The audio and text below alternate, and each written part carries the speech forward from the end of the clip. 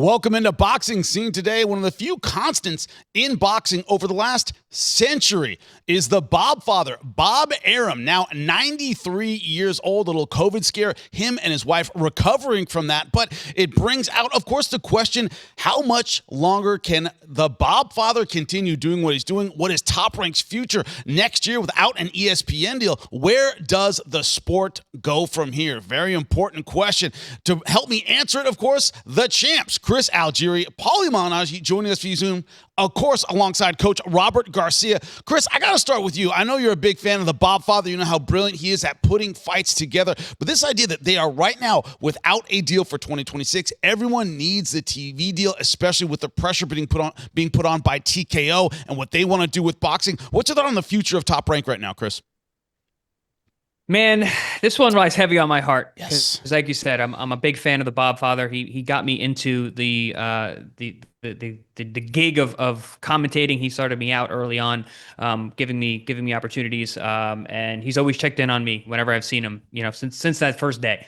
Of allowing me to commentate on his shows. And just the way that I've seen him operate, I've seen how everyone's operated in the sport for over a long period of time. And we call him the Bob father for a reason. The man has written the book on boxing promotion. And the way that he operates his business, it's very much like a family. It's incredible to see. You see the same faces over and over and over again over years and decades and over time, which is rare in this business because there's a big turnover in this sport. It's a lot of hire fire. You don't see that with Bob Arum. If you do a good job, you stick around.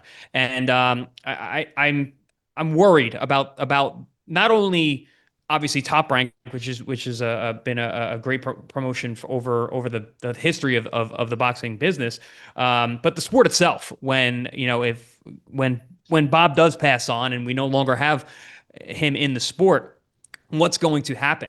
We're seeing a lot of changes come recently. We're with the Ali Act and new companies and promotions and characters coming into the sport. But Bob has always been steadfast and always been a member here. So I'm not sure. You asked me this question. I don't really have an answer. I've been mulling it over myself about what's going to happen with ESPN and with Top Rank and Bob and what the future is, and the fact that there is not a network deal or anyone discussing it is very strange to me. I'm very surprised that a company like this was not able to secure something.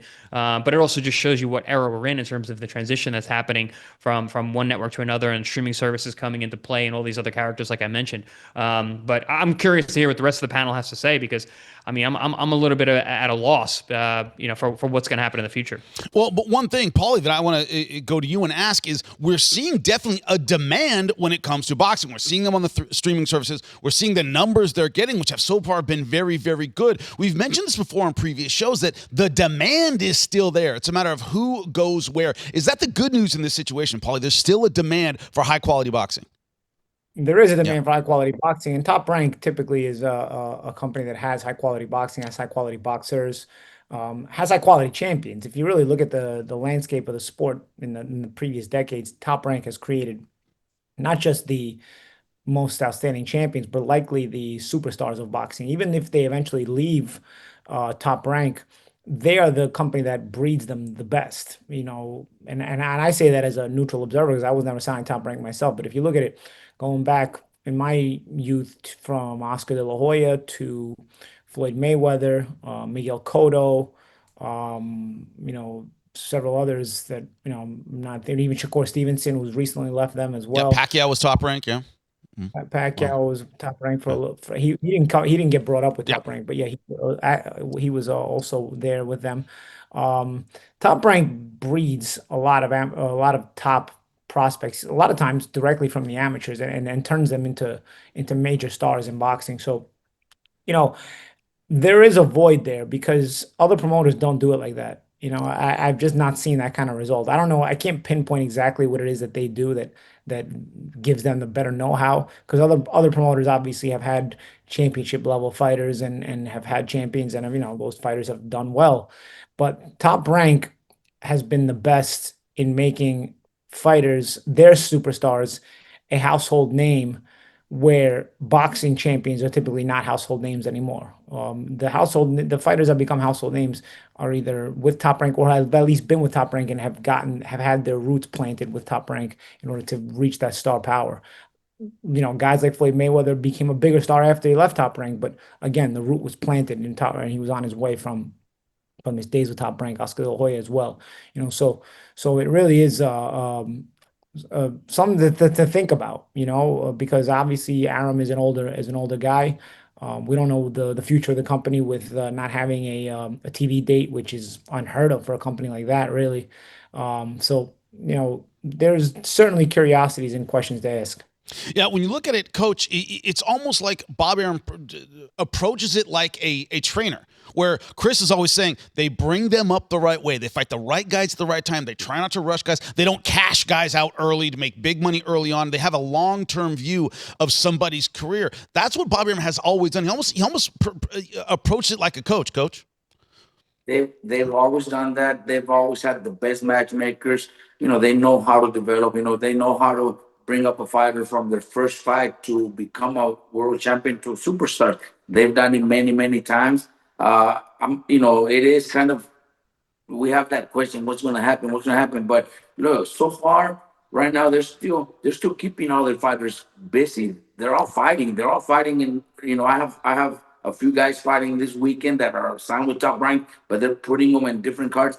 They got something coming. That's the way I want to see it, because if not, they would have already given up, and they'd probably be working deals with other promoters to maybe co-promote some of their young fighters, the world champions that they have. But they're spending a lot of money putting them on different shows, because I see something coming. It's gonna hurt if we don't see that. It's gonna hurt, because they've been the best for many, many years. Like I said, when it comes to developing, and you guys are saying it, they're the best ones. They know how to develop a fighter from the first fight to becoming superstars. And it's a difficult one, especially when you see Bob Arum front row since the beginning of the card, seeing every 4 round fighter. He sees a young talented fighter, and he sees them since he's there since the first fight to the very end, because he wants to see him become world champion one day. That's what keeps him going. That's what keeps him going. And if his company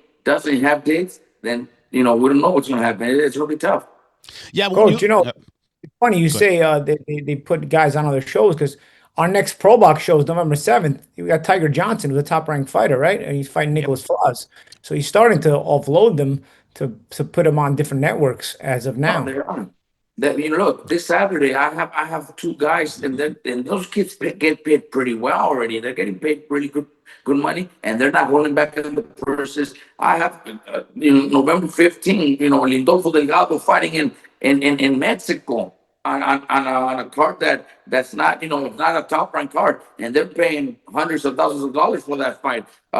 Divino Espinosa is defending his title. I'm pretty sure they're spending a little over $1 million on that card. So they are putting money up. They are spending. That means they should be having something, or else if they didn't have something going on, they're probably giving up already and making deals with different promoters to try to co-promote. But if they're still doing stuff like this, I have a feeling they have something coming up.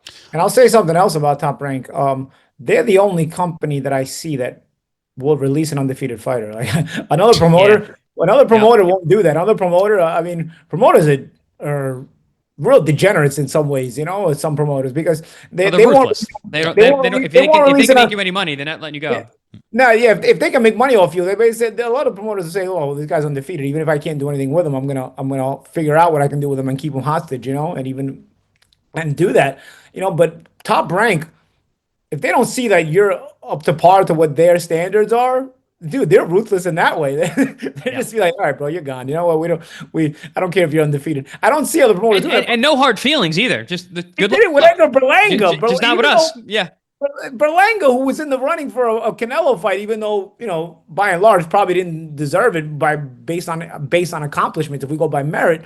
But he was in the conversation already. Any other promoter, I'm convinced any other promoter in the world would have been like, no, I'm keeping this guy just in case I get that Canelo call. No way I'm going to let this guy go. Top Rank, without blinking, was like, nah, this guy's not living up to what we want. He's out. And he gets the Canelo fight. He got it. Yeah. What I'm curious about, Chris, is this idea of TKO, of course, coming in next year. They have a deal with Paramount. Could that lead to, a shakeup in terms of other promotions and other promoters getting their deals and getting things together, shaking them out of the complacency that may have taken place over the last couple of years? Could in the long run be a good thing? I'm not normally this optimistic, but I have been recently.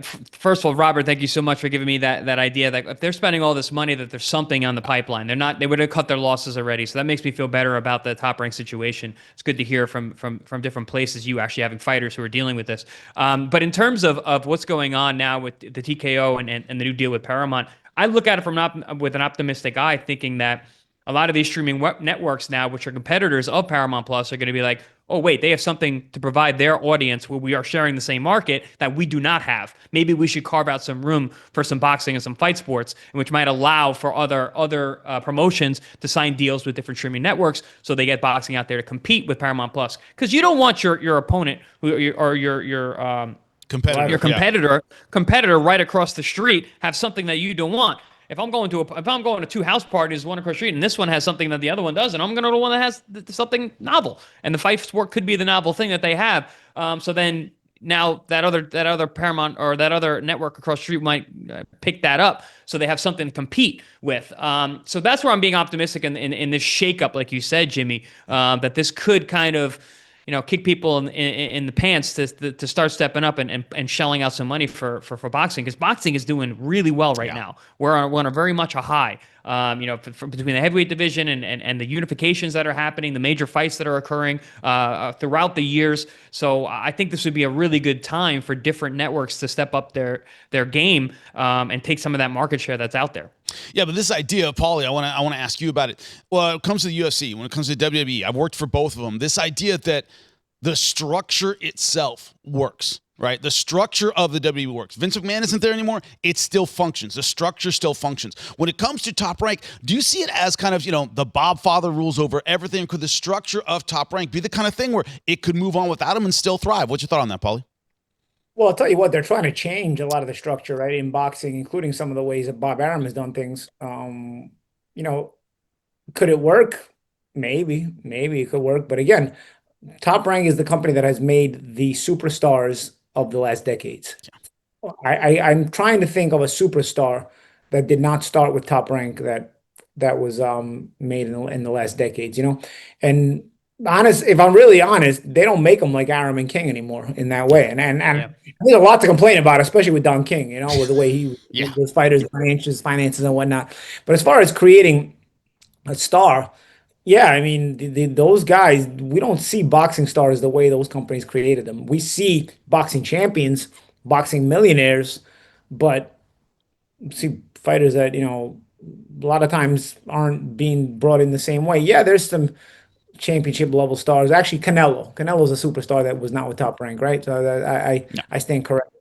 But, for the most part, Canelo was also bred by TV very early. Like Canelo was bred. There's also a new thing going on in boxing where it's like they just choose a guy, and I don't know what exactly makes them choose a person, and they just choose him and they say he's going to be a star, and they just make him into a star whether he deserves it or not. And not to say Canelo didn't deserve to be a star, or even Gervonta Davis didn't deserve to be a star, but it seems like they were pegged and being talked about long before that they were actually anything worthwhile talking about. I remember Canelo had a draw with a guy who was sub 500, and they were talking about him as an undefeated prospect. Well, this draw with this like 4-5 guy was on his record, and I don't know what makes a guy like that stand out at that point, but they eventually built him into a star, right? Well, being 32-0 at 20 years old and being a redheaded Mexican, that doesn't hurt. Yeah, had a lot of things going for him. Yeah, but I don't know. Like I said, he's 32-0 against who, but regardless, like I said, they chose him. Even Gervonta Davis, I feel like they chose him in some ways. So there is a different thing going on now where they make stars in a different way. But I felt like Top Rank did it the old school way and bred them into legitimate stars, and those kind of guys also ended up in really big super fights as well. You typically saw the Top Rank fighters wind up in super fights at a certain point. Like Top Rank built them to a crescendo where there had to be a super fight, and it wasn't like this new age Gervonta Davis approach where you never have a super fighter, you just kind of just cruise and rob everybody's money fighting cab drivers, So there was a method to the madness of Top Rank, and really, say it's changing or not, but if it's changing, I don't know that it can change for the better. I hope it can, but I've only seen this work in that way. Well, one thing I want to do, I want our producers to do, while we're all here, we're all sitting there looking at each other, get a shot of Paulie's face, because Paulie's fighting this weekend, and we want to say, first off, good luck to Paulie. This is the before picture right here. This is a before picture, fighting bare knuckle. Want to wish, everybody here wants to wish Paulie good luck with his fight this weekend. Coach Garcia, do you have any last-minute tips? Move your head, hands up. Anything you want to say? Better not go. I don't even know how the heck you're doing stuff like that, man. Man, I wouldn't even spar with fucking 16-ounce gloves. I would spar with 16-ounce gloves. Man, it takes a lot, Paulie. Good luck and do your thing, my man. Monday, I'll wear sunglasses for the show. Chris, last minute advice for Paulie before we go? Champ, I don't believe in luck, so I'm wishing you all the skill in the world. Go out there, pump that jab, and stay away. Don't fight on the inside, and come back clean. Why not? That's You right. don't have to get hit. This is boxing. You don't have to get hit. Fast hands. We all hope you come back. Beautiful, Paulie. Best of luck to you this weekend. And to everybody else, thank you so much for tuning in to Boxing Scene Today, where you get all your boxing news. We'll be back Monday with a hopefully not bruised up Paulie Malignaggi. See you then.